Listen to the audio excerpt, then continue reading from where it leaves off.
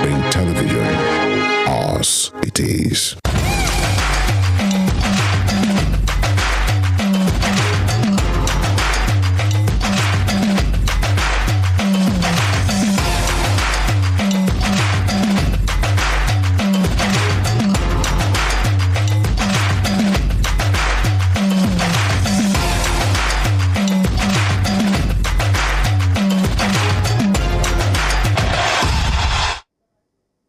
Check time, 1 minute gone past the hour of 9. Welcome to the show Sportspring on Westernspring Television. We're set to give you all the stories making headlines in the ever-busy, ever-blazing, and as I say, explosive world of sport.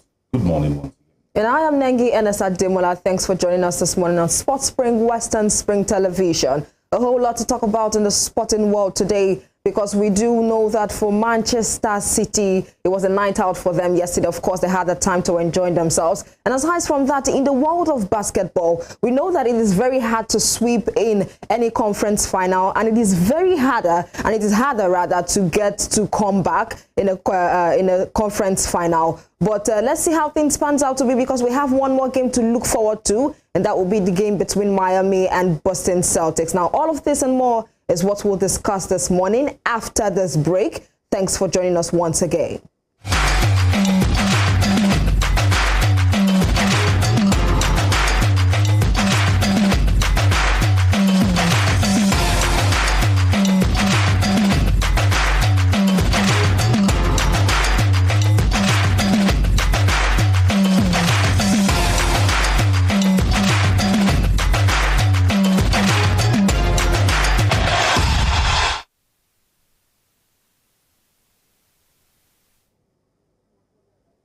Let's start from the local scene. I'll be talking about the Nigeria Premier Football League.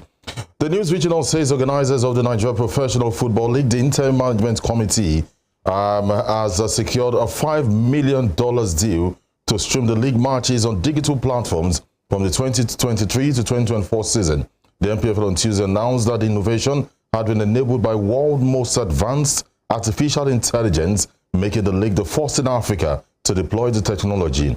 The point of the innovation is NPFL Live, a dedicated streaming app that will allow fans to enjoy live matches and exclusive content with seamless user experience for football interests in Nigeria and throughout the world.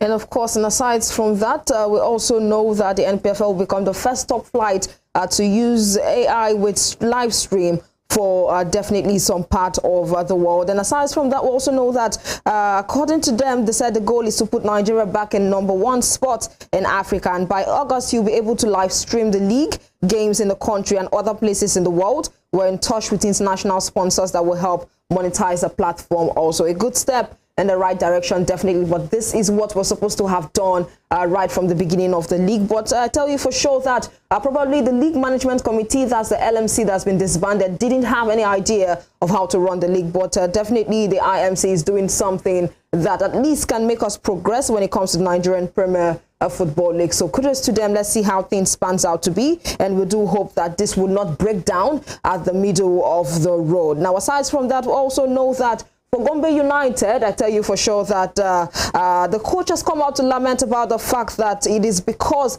they are not financially motivated. That is why they were not able to make it in the Nigerian Premier Football League and even up to the Super 6. Now, the coach of Gombe United, Zubair Aliyu, says lack of funds hampered the side's performance in the regular season of the abridged 2022-2023 Nigerian Professional Football League.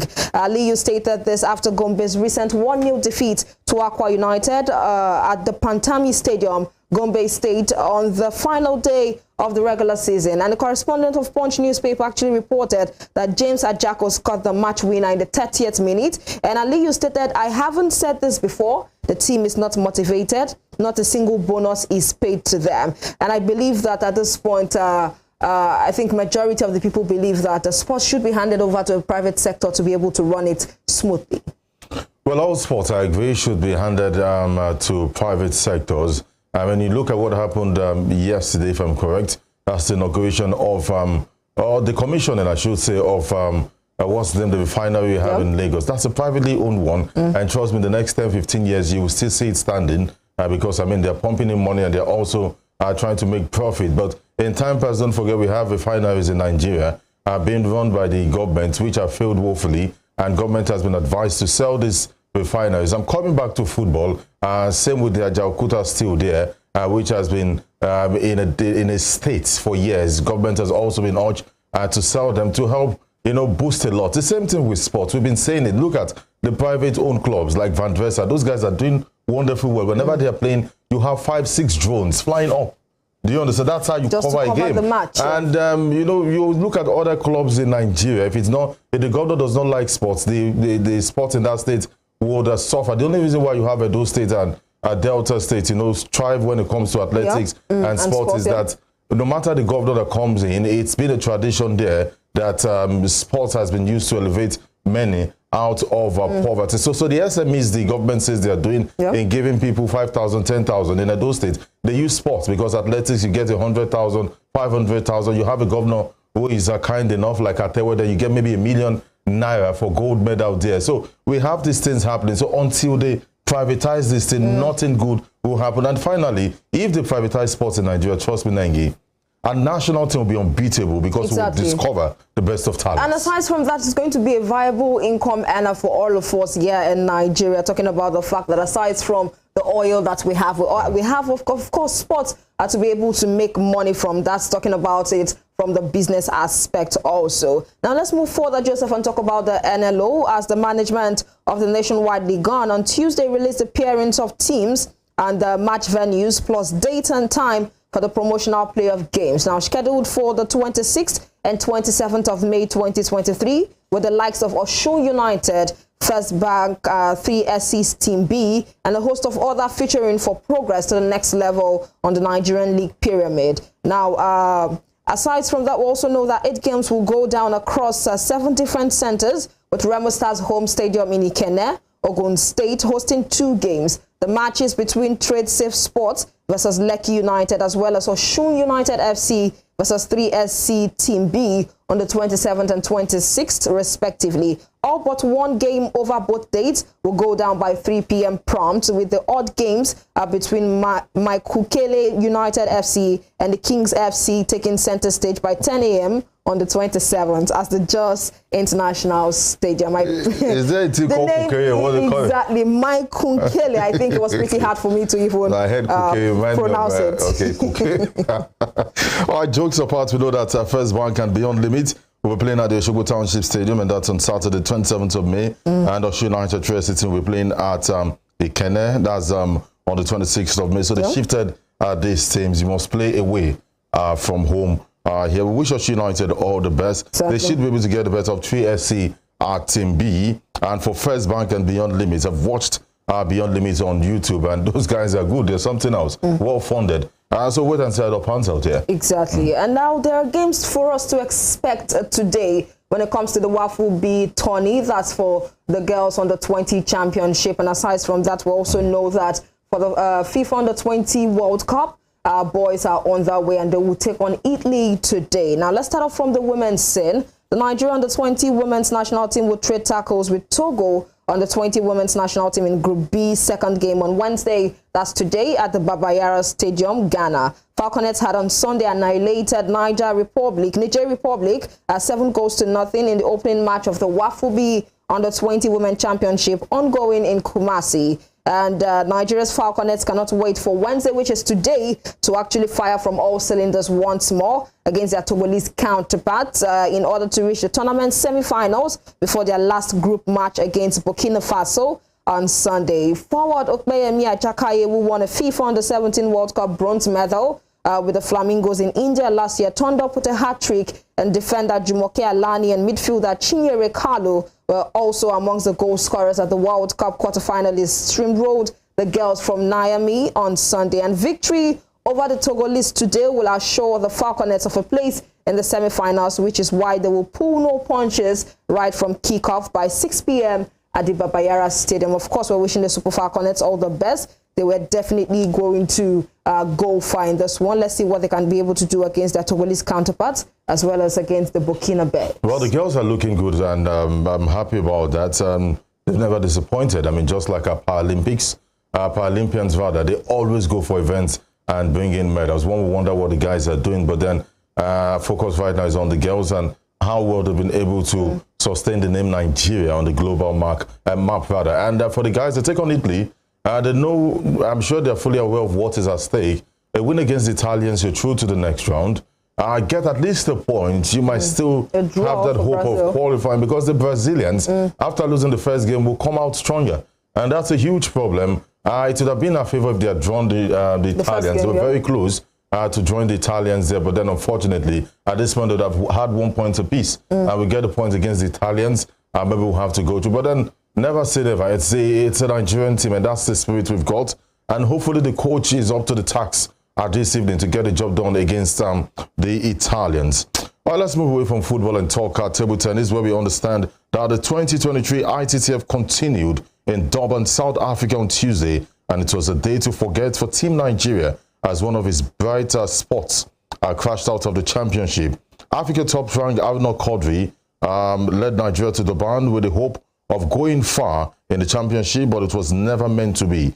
Aruna Quadri won his first game on Monday in a convincing manner to set up a clash with the world number 43, Alvaro Robles.